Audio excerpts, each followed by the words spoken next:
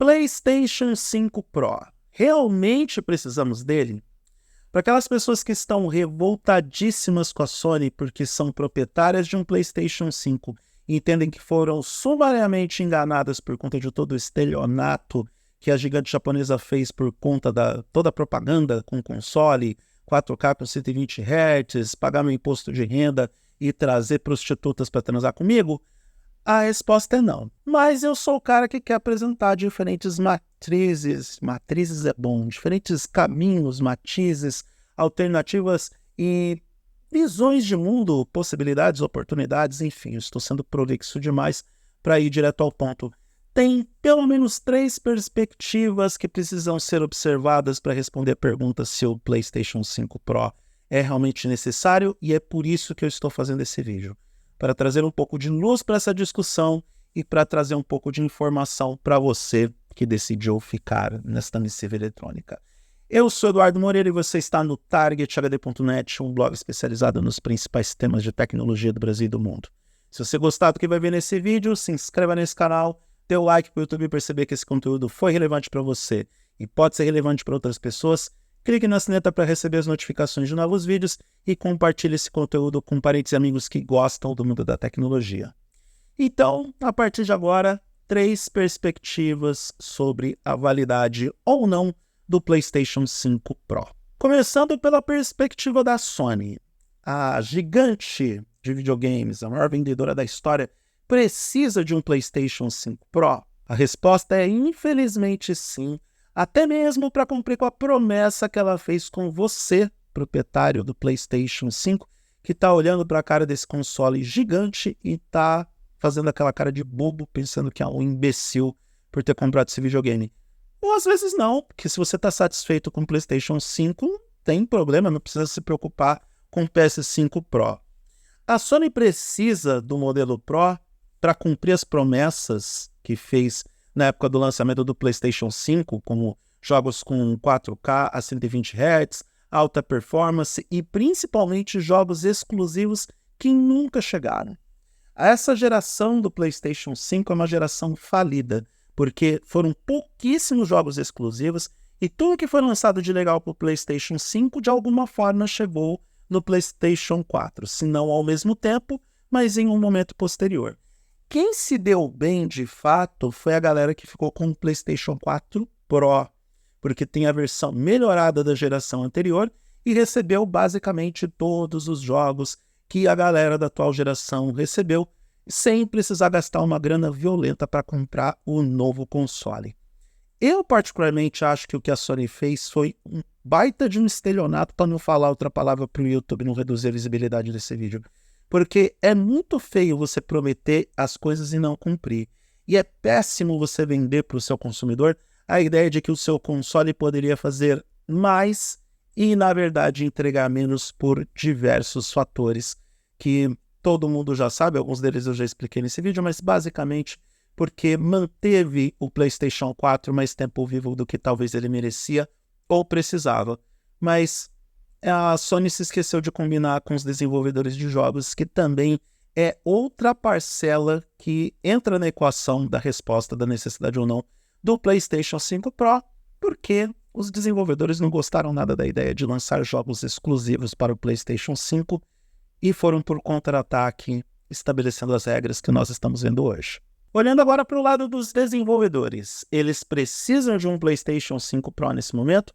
A resposta é sim, cara pálida. Claro que eles precisam de um PlayStation 5 Pro. Caso contrário, como é que eles vão fazer com os jogos super avançados que eles estão desenvolvendo e que desejam lançar para um hardware que é mais forte do que o atual PlayStation 5 e por tabela cobrar 70, 80 ou até 100 dólares pelos jogos, como é especulado nesse momento?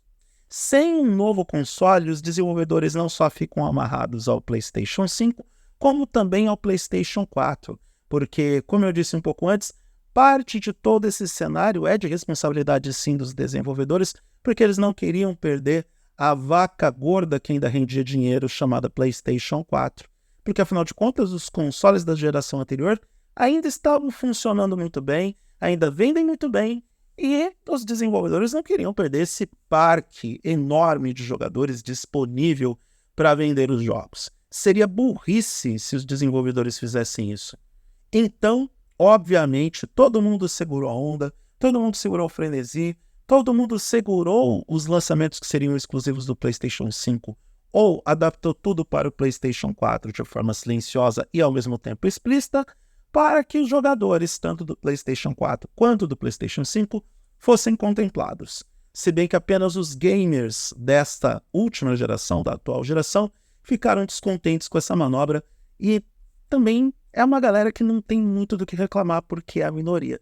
Lamento dizer, usuários do PlayStation 5, eu realmente sinto um certo desgosto em falar isso, mas vocês foram enganados pela Sony e vocês foram feitos de otários, porque vocês mereciam um tratamento melhor da Sony. E agora eu vou falar do lado de vocês, se vocês realmente precisam de um PlayStation 5 Pro nesse momento. É óbvio que não, vocês não precisam do PlayStation 5 Pro. Eu sei que vocês responderam essa pergunta do outro lado do vídeo.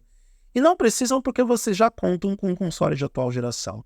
Chega a ser injusto pensar que o PlayStation 5 foi descontinuado, entre aspas, e a própria Sony e os desenvolvedores tratam isso internamente, de que a vida útil do PlayStation 5 já está chegando no seu final, e pensar que o mercado não vai ter o PlayStation 6, vai ter uma atualização de hardware da atual geração que é robusta, as configurações técnicas do PS5 Pro são comparadas a um computador que pode descobrir a cura do câncer, e identifique uma ironia quando você encontrar uma em um texto que não foi roteirizado e sim improvisado.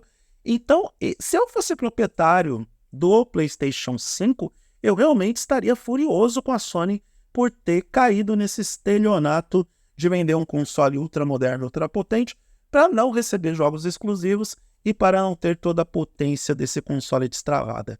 Eu entendo perfeitamente o desgosto, a decepção, a raiva, a revolta, os protestos na Avenida Paulista e tudo que está implícito em esse movimento contrário à decisão da Sony em lançar, se não para 2024, pelo menos 2025, o PS5 Pro, porque os gamers atuais do PlayStation 5 vão ter que gastar dinheiro para comprar um novo console, se quiser ter o melhor do melhor em termos de desempenho, ou vão ter que se contentar e ficar com um console que não é tudo isso que prometeu, porque a Sony, de forma até proposital, não entregou aquilo que poderia entregar. Apenas então somente porque estava pensando no meio de geração, no produto intermediário de geração, e com isso você faz com que os atuais proprietários do console acabem, cara, esquecidos no churrasco.